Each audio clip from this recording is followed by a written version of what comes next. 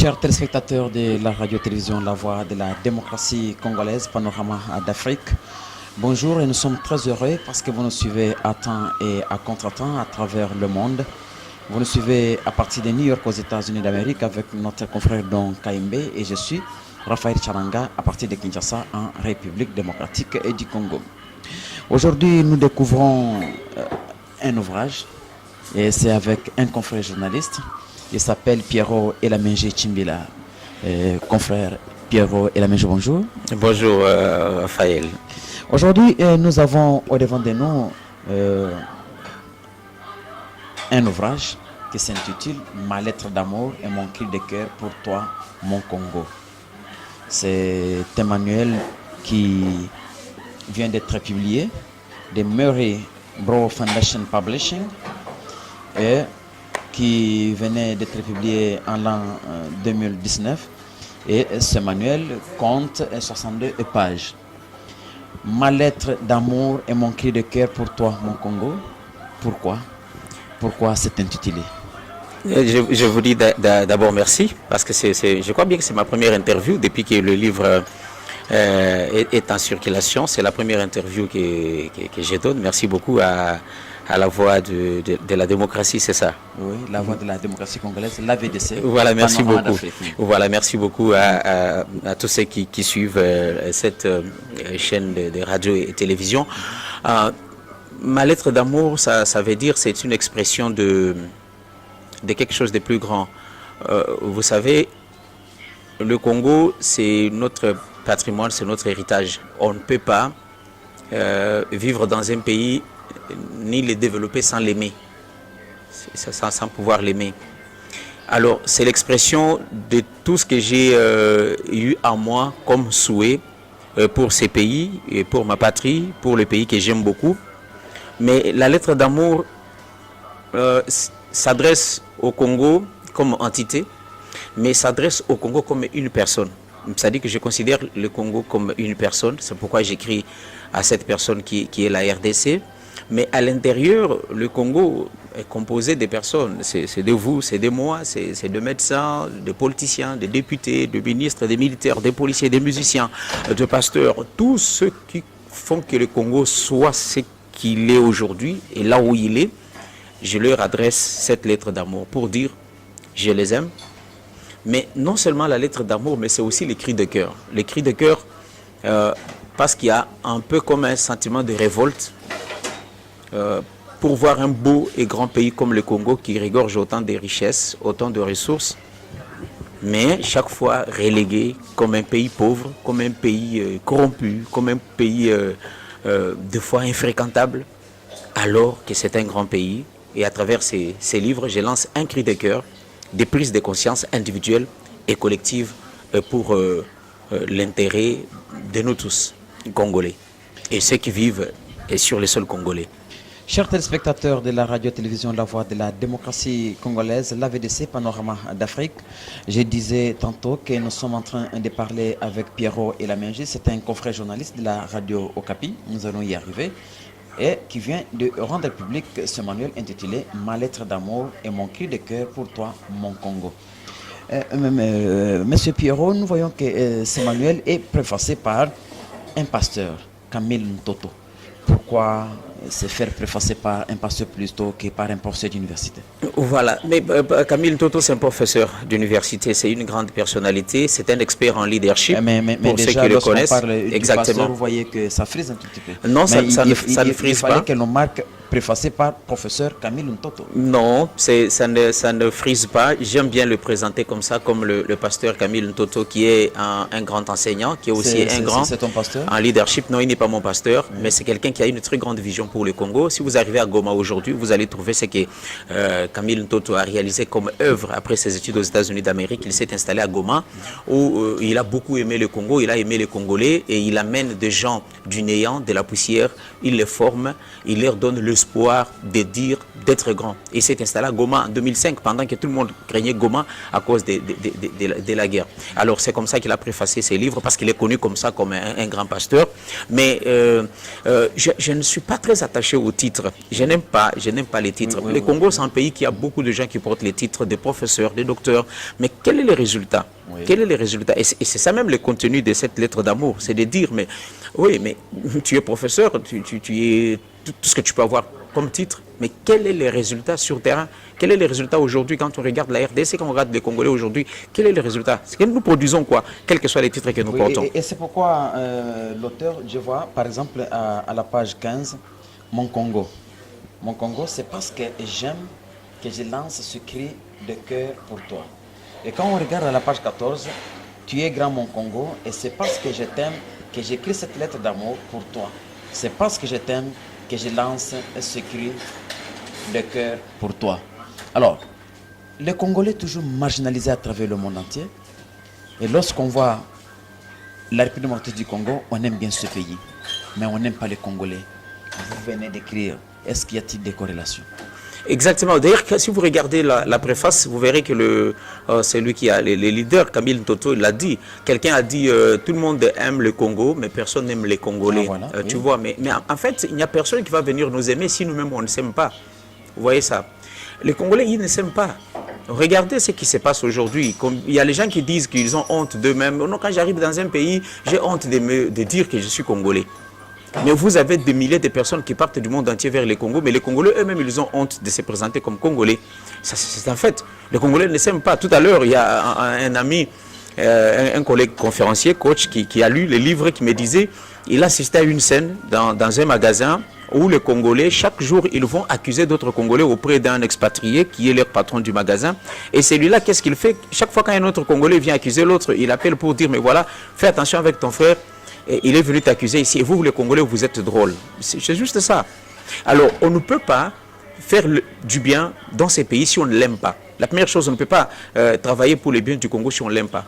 On peut postuler, on peut devenir ministre, on peut devenir député, on peut devenir professeur, on peut devenir pasteur, mais si on n'aime pas son pays, on ne peut pas lui faire du bien. On ne peut faire du bien qu'à celui qu'on aime. C'est la même chose avec nous les Congolais. C'est-à-dire qu'on ne peut pas faire du bien aux Congolais si on n'aime pas les Congolais. Voilà. C'est le message central. C'est-à-dire qu'on aime le pays, on cherche les biens de ces pays-là. Et même d'ailleurs, parce que j'ai recouru même à un verset biblique dans mon avant-propos, pour dire ce que Dieu dit au peuple d'Israël, cherchez les biens de la ville là où je vous ai mené en captivité. Parce que votre bonheur dépend de cette ville. Notre bonheur dépend du Congo. Mais on ne peut pas avoir le bonheur si on n'aime pas le Congo, le pays sur lequel on vit, sur lequel nous travaillons. Alors, lorsque nous parcourons votre ouvrage, vous dites, il est temps que tu te ressaisisses. Il est temps que tu regardes d'où tu viens. Il est temps que tu remettes chaque branche à son tronc et chaque tronc à sa racine. C'est lié à la politique? Oui, c'est lié à la politique parce que là, je me suis adressé, quand vous allez voir la première partie du livre s'adresse aux politiciens. Cela veut dire quoi? Je parle à quelqu'un, c'est toujours la deuxième personne du singulier. Quand vous allez lire les livres, c'est toujours à une personne. Je m'adresse à une personne. Cette personne a postulé. Cette personne est allée dans son village, dans son fief, comme on dit. Il est allé consulter sa base. Il a eu le mandat comme député, comme sénateur. Et arrivé à Kinshasa, pour siéger dans les institutions, c'est fini. Il coupe son téléphone. Il ferme la porte à ceux qui l'ont élu, ceux qui l'ont placé là. C'est pourquoi je lui dis, non, mais il est temps. Ressaisis-toi. Rentre à la racine. Parce que le mandat que tu as, tu l'as reçu quelque part. C'est la population qui t'a donné ce mandat. Tu ne peux pas venir t'installer à Kinshasa où tu as quitté les territoires pour la province, si tu es député provincial, si tu es ministre, si tu es gouverneur, et tu coupes, n'est-ce pas, la racine. Et c'est ce que beaucoup de gens font aujourd'hui en politique. Est-ce que c'est une obligation? Mais tu as reçu un mandat. Cela veut dire que tu dois servir les autres. Mais pourquoi, quand tu reçois le mandat, et puis après tu coupes les relations avec ceux que tu dois servir? Mais regardez, la loi dit ceci. Nous voyons par exemple les différents règlements qui régissent les députés nationaux ou provinciaux. Les députés ne construisent pas des ponts, n'asphaltent pas des routes. Je n'ai pas dit ça. Je n'ai pas dit. Je voudrais parler parce que vous dites il faut que ces élus retournent à la racine. Oui, mais à la racine, ça veut dire quoi? Vous avez été élu sur base de ce que vous avez dit à vos électeurs. Vous leur avez dit, si vous m'élisez député, j'arrive à l'Assemblée nationale, voilà ce que je vais faire pour vous. C'est-à-dire que je vais voter des lois, je vais contrôler. Mais quand on vous donne les vacances parlementaires, rentrez à la base. Je connais des députés, je suis journaliste depuis plus de 20 ans. J'en connais qui vont à la base, il fait 3 jours et ils passent le reste de ses vacances parlementaires en Europe, loin même de la base. Et se fait accompagner d'une bouteille d'eau exactement. De sa propre tasse. Mais il y en a aussi. Quand ils votent des lois, quand ils participent au débat, combien consultent leur base? Lisez les livres L'audace d'espérer de Barack Obama, vous allez découvrir ce qu'il dit. Avant de voter une loi, quand il est sénateur, avant de participer au débat, il consulte la base. Il envoie le message, le texto à la base pour leur dire qu'est-ce que vous voulez que j'intègre dans les débats au niveau du Sénat. Je dois voter une loi. Vous voulez que je vote comment? C'est ça la relation entre la racine et le tronc et la branche. Parce que vous avez puisé votre mandat à la racine, mais vous ne pouvez pas couper la racine. Parce que vous êtes déjà installé, vous siégez déjà, et vous oubliez ceux qui vous ont porté au pouvoir. Ce n'est pas de leur donner l'argent, ni de leur distribuer la nourriture. Mais c'est au moins de leur dire, vous m'avez donné le mandat, je suis arrivé à Kinshasa, voilà ce que je fais pour vous. Voilà comment j'ai plaidé, voilà la loi que j'ai initiée, voilà le contrôle parlementaire, voilà comment je portais votre voix sur le plan national. C'est juste ça. Mais regardez, vous allez les découvrir dans les livres, ceux qui vont lire vont découvrir. Il y en a quand il arrive, ils coupent le téléphone. Il y en a même qui disent, mais bon, ils m'embrouillent ces gens-là, ils me dérangent. Mais ce sont eux qui vous ont donné le pouvoir, ce sont eux qui vous ont donné le mandat. Alors, ce cri de cœur pour toi, mon Congo, penses-tu changer le Congo un jour? Non, non, non, non, je ne peux pas avoir cette prétention de pouvoir changer le Congo. Non, je n'ai pas ces ambitions, mais personne aussi ne m'interdit de pouvoir postuler si je le veux bien. Mais moi, je suis engagé dans un domaine de formation en leadership et changement de mentalité. Et j'anime une structure qui a comme cheval de bataille la formation en leadership transformationnel, leadership pour les changements de mentalité, c'est ce que je fais, mais je n'ai pas juste cette ambition et je ne peux même pas me cacher derrière les livres. Il n'est même pas le premier, il y en a dans 3 ans, j'en ai 2 ou 3 qui vont sortir comme ça. Alors, c'est pas une ambition cachée pour aller postuler. Si je vais postuler, je le ferai très bien. Mais je n'ai pas besoin de me cacher derrière les livres. Et d'ailleurs, au Congo, Pierrot Elamenji, il est quand même connu parce que je suis journaliste depuis plus de 20 ans. Les gens me connaissent, je peux postuler, personne ne me l'interdit. Mais mon idée, ce n'est pas de me couvrir derrière ma lettre d'amour pour demain aller dire, parce que j'ai écrit un livre, je viens pour que vous puissiez me lire et même dire que je peux changer le Congo. Mais ce n'est qu'une petite contribution, c'est ma façon de m'exprimer, c'est un message que je lance. C'est lui qui peut le lire, qui peut le comprendre, qui peut améliorer, ne fût-ce qu'un tout petit peu là où il est, j'aurais contribué quand même à faire du Congo un pays où il fait bon vivre. Chers téléspectateurs de la radio-télévision La Voix de la démocratie congolaise, Panorama d'Afrique, la VDC, vous nous suivez à partir de New York aux États-Unis d'Amérique grâce à notre confrère Don Onkaimbe. Nous sommes en train de parler de l'ouvrage publié par notre confrère Pierrot Elamenji Chimbila. Il est journaliste à Radio Okapi depuis plusieurs années. Alors, Pierrot Elamenji, ici, une idée nous arrive lorsque nous regardons ce livre, un message capital adressé par le journaliste et conférencier congolais Pierrot Elamenji.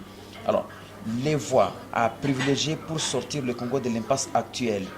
Est-ce que vous le conseillez? Vous pouvez... C'est 2 choses. Oui. Et je parle de l'amour et la justice. Le Congo ne peut sortir de l'impasse que par des choses. À l'amour. Voilà, à l'amour, cela veut dire si quelqu'un aime l'autre, je ne peux pas lui faire du mal. Si j'aime quelqu'un, je ne peux pas détourner son salaire. Vous découvrez ça dans les livres. Vous voulez dire que les Congolais détournent les salaires de leurs frères? Non, je suis journaliste et je connais ce qui se passe dans notre pays. Imaginez-vous, quelqu'un prend l'argent pour faire un pont. Il ne construit pas ses ponts. Il prend l'argent et il met dans la poche. C'est pas normal. Il n'aime pas d'abord les habitants de cette entité-là. C'est la première chose, c'est l'amour. On ne peut rien faire si on n'aime pas. Si on n'aime pas ces pays, on ne peut pas les construire. On ne peut pas travailler pour ces pays. Si on aime ces pays, on peut tout faire pour le rendre meilleur. C'est la première chose. La deuxième chose, la deuxième voie, c'est la justice. Il n'y a pas de développement sans justice. On dit que la justice élève une nation. Et d'ailleurs, dans les livres, je fais l'éloge de la justice. Et j'appelle le magistrat, les juges, les avocats, les auxiliaires de justice pour leur dire que notre espoir, c'est eux. Parce qu'on ne peut pas construire un pays sans la justice. Ce sont ces 2 choses. C'est l'amour et la justice qui peuvent faire que le Congo soit un grand pays demain.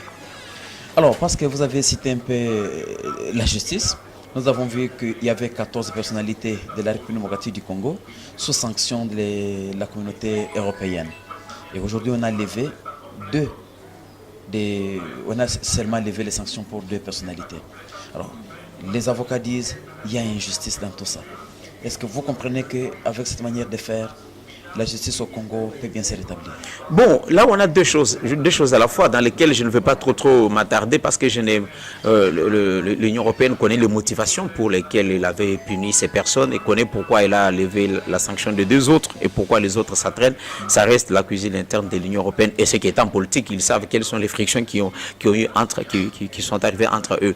Mais notre combat ici pour notre pays, c'est qu'on arrive à avoir une justice libérée.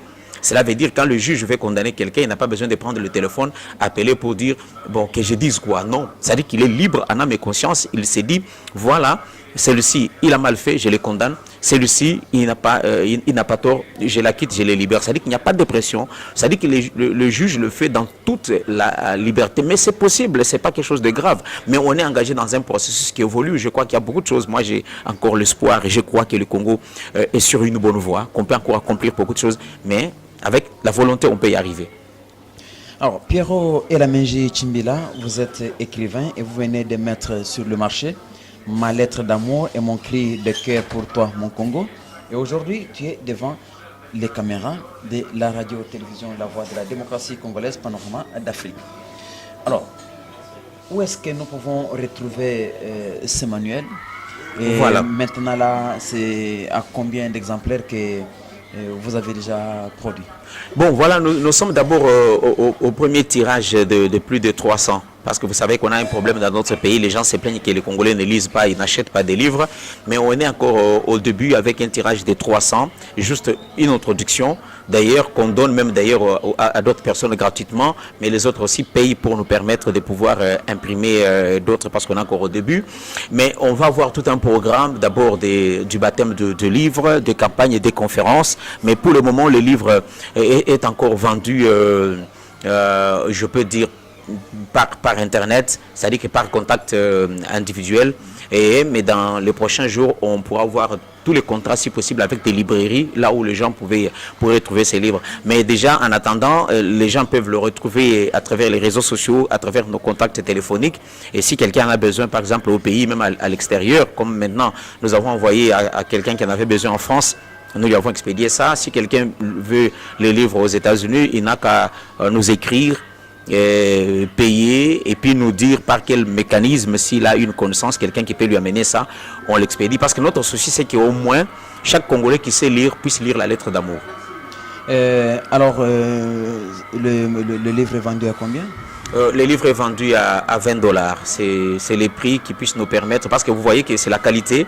D'ailleurs, j'ai dit merci à mon éditeur, Marie Bro Foundation Publishing, avec le professeur Léandre Saïri. C'est la qualité. Le livre est édité à Londres. Beaucoup de Congolais qui ont vu le livre, ils se sont réjouis de la couverture, de la qualité du travail. Vous savez que c'est un livre édité à compte d'auteur. Avec Marie Bro Foundation, on ne te finance pas. Je le fais avec mes frais personnels. Je me suis financé et de la conception du livre et de l'impression jusqu'au transport, jusqu'à la donne. Tout a été fait avec mes frais et nous estimons qu'à ces prix-là, ça peut nous permettre de découvrir, mais aussi d'avoir la possibilité d'en imprimer encore beaucoup pour permettre à beaucoup de Congolais de pouvoir les lire.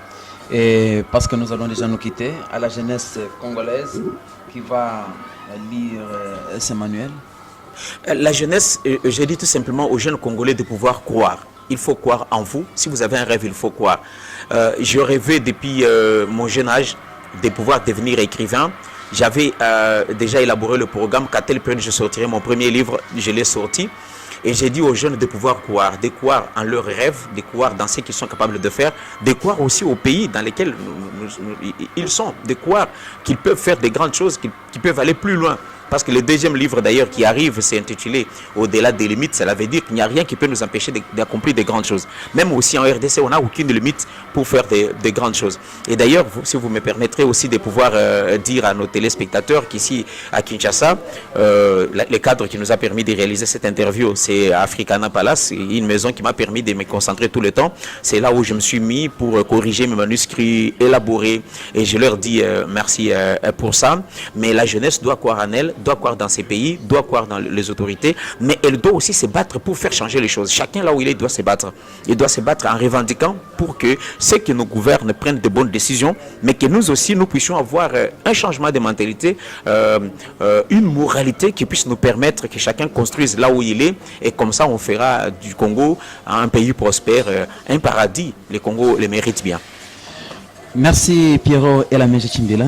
Merci beaucoup, cher Raphaël Chananga. Chers téléspectateurs de la radio-télévision La Voix de la démocratie congolaise, Panorama d'Afrique, la VDC, nous vous disons sincèrement merci d'avoir été des nôtres. Aujourd'hui, nous venons de découvrir Emmanuel. Il s'agit de Ma lettre d'amour et mon cri de cœur pour toi, mon Congo. Un livre réalisé par Pierrot Elamenge Chimbila et préfacé par le pasteur Camille Ntoto. Merci une fois de plus de votre sympathique attention.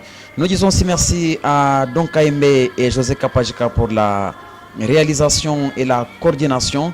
Nous disons merci à Théodore Bakatouira qui est derrière la caméra. Merci une fois de plus. C'était Raphaël Chananga Pati de Kinshasa en République démocratique du Congo. Et à la prochaine pour le nouveau numéro. Une fois de plus, Pierrot, je pense que vous ne serez pas ici pour la première fois. Non, je crois d'ailleurs quand on va passer à la cérémonie de la dédicace, je souhaiterais encore revenir et même avec les témoignages de ceux qui auront lu la lettre d'amour, parce qu'il y a beaucoup de gens qui appellent pour dire mais c'est extraordinaire, merci beaucoup pour le message. On pourra peut-être venir avec ceux qui pourront témoigner de l'impact que le livre aura produit dans leur vie et pourquoi pas dans notre société. Merci beaucoup. Merci beaucoup.